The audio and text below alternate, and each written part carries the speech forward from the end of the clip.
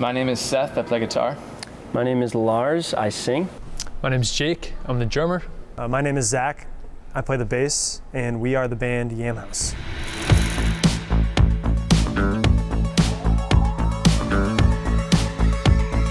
We all grew up in Hudson, Wisconsin. Mine is Jake. We met him in college later in life.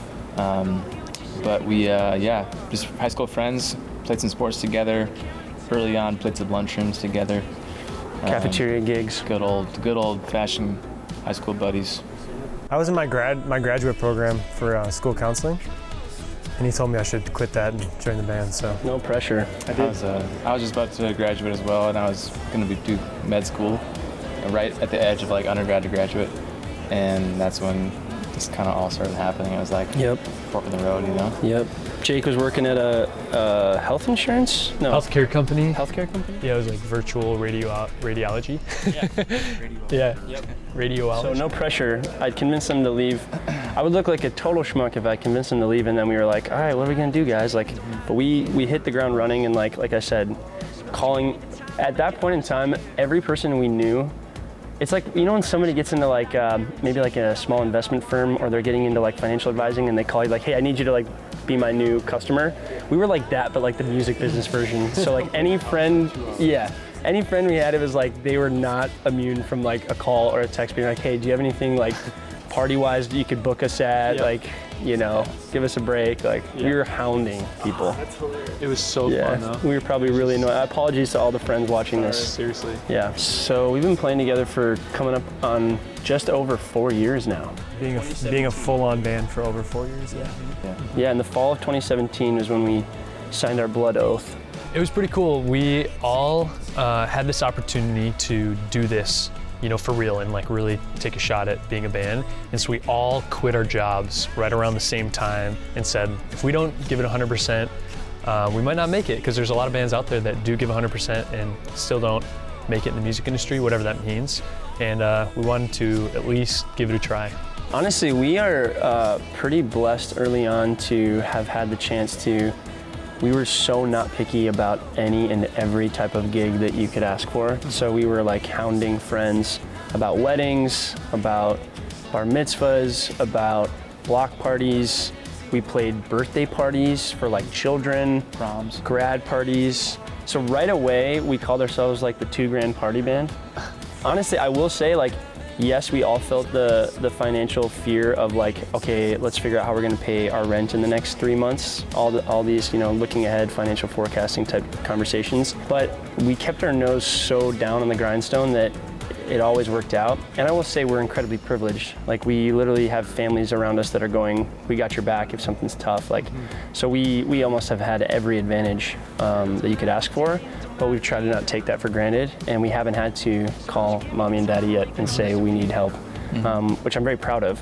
I think a big piece of it too is just like I said, we were unashamed to play anywhere. Like places that some people who might have more creative esteem for themselves might say, I would never, but we were like, we will. We'll play a 4-hour bar gig, and of course we'll include covers. We started playing house shows early on too. That was like a really common thing. We spelled it H-A-U-S. And so we would play, just like Lars was saying, like backyards or basements and anything, because we just wanted to play music live. And yeah, like where some people think like, oh, you only can play original music. We're like, we'll mix in covers, because it's worth it just to be playing live and like to get to know people and meet people.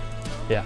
We're almost entertainers first, I will say. And that's been something, as we've continued to carve out an artist space for us, we've had to remind ourselves of. Like, we were just on this tour with Blue October, and we have the suits on, and we throw in little moments within the songs that are almost like we threw in Jump Around by House of Pain during West Coast at the beginning of the tour, and it goes great. Like, the audience loves it. We're having a blast.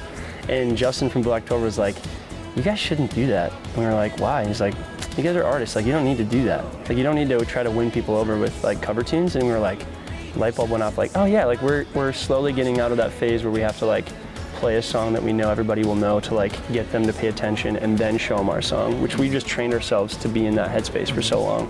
So it feels good to be like slowly branching out of that, but I'm also very grateful for that phase because that's what paid our bills. Like people were just happy to have us be their party band and we were happy to do it.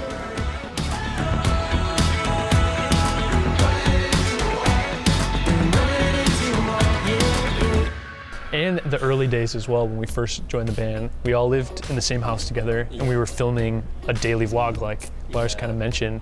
So literally, like every single day, it was just us like figuring out how to even be a band. And so we're like in cameras in each other's faces, like right when we wake up, like, hey, what are you doing today? You know? It is crazy because like Jake jumped into that space like while it was happening. And so like you can literally see our relationships grow every single day because like it was literally happening on camera. And it's a cool, like anybody can go back and see how basically our band started. It's a cool thing. It's so funny. It kind of goes into what you're saying about being entertainers, because the point was, you know, to film us becoming a band.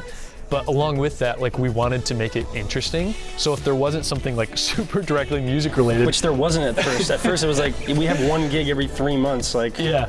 So it was just like, come up with something that's interesting. And We had a thing every Wednesday, it was called Wheel Wednesday.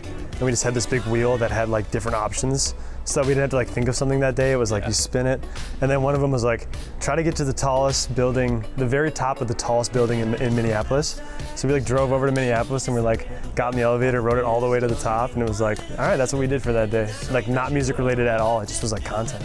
And it was cool though, because Lars mentioned like we didn't release like the first 200 episodes, or we didn't have them online at first. But finally we did. There was a transition moment. They were private.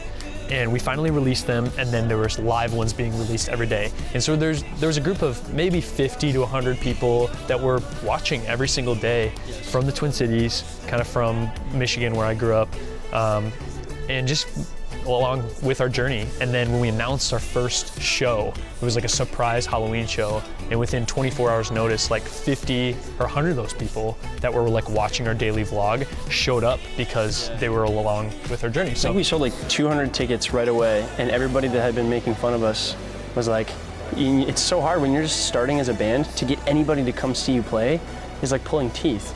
And our first like formal show, we had put so much work into creating this like very committed, people felt like they knew us. And it was the strangest thing, like it right away, just like a lot of people came. It was cool.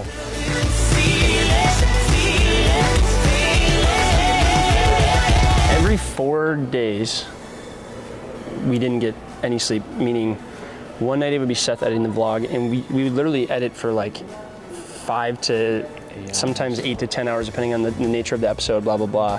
And we held each other to like a really high standard. We worked with some people that were holding us to a really high standard. That was also an interesting part of it. But like every night, one of us wasn't getting almost any sleep. So I guess there was a camaraderie in the ridiculousness of it, like that we all were, there was like almost like a psycho factor of like, this is so crazy, but I can't believe we're doing this. And when I am feeling like I can't or I'm tired, I have somebody else to lean on. So we leaned on each other a ton, and we worked really hard. I mean, there's something special about being on a team. I think being in a band that I think really solidified itself early on for us. Like by the time we were playing our first shows, we were looking at each other not like, hey, I wonder what our band dynamic's like. It was like, no, like we've been really grinding together for quite some time. Mm-hmm. Yeah, no sleep was we probably aged 5 years. Yeah. If you see photos of us, like when we started as a band, you see the eyes like start to sink. It was like, yeah, it was crazy. I mean, we looked like we gained some. There was a sense too that like, I didn't necessarily want to be like doing these videos. That wasn't what I loved, but like, as a band, we thought it was good for us, and like I didn't want to let my buddies down. I didn't want to let the band members down. So it was like, we're all holding each other. Yeah, very committed to each other, and the four of us, and like.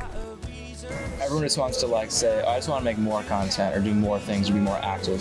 And that was like a really specific goal that we all had in common that I think like forced us to like focus pretty hard.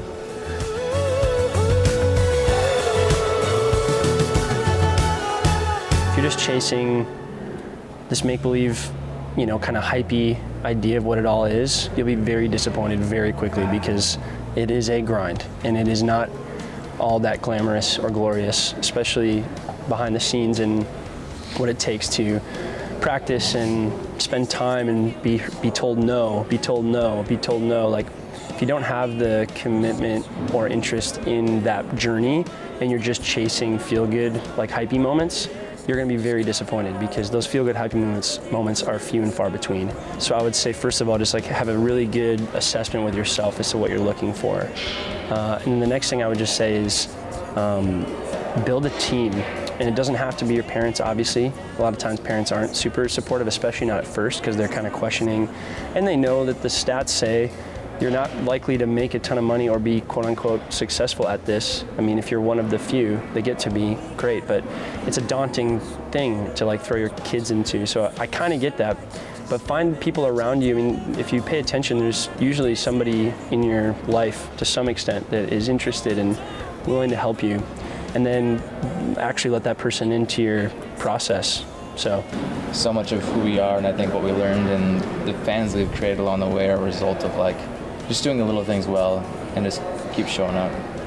Play as many shows as you can and leave your ego at the door. I think that was a hard thing for me to drop, as far as like, I don't want to play this like grad party gig. Like I don't want to play, like I want to be on the big stages, and you don't get to hear without putting in the tough hours. So the ego is telling you that you want to get to hear it and not put in the work, but it's not how it goes. So leaving that at the door, I guess. Define your end goal, of what you really want, like with being a band, what is it to just release an album? Is it to release a couple albums? Is it to play a certain venue? Is it to be the biggest band in the world? Define whatever that long-term goal is, and then like Seth's saying, like figure out what those short-term milestones are that you're aiming for as well. For a long time we said, we just want to headline First Avenue in downtown Minneapolis, and we want to sell it out if possible. And it took 2 years to get there, but when we did it, we were kind of like, okay, we did it, like what's next? And it was terrifying and exciting all at the same time, and then you define your next milestone, getting to that long-term goal. But hey everybody, I'm Lars from the band Yam Haus, and you just watched Behind the Dream. Woo!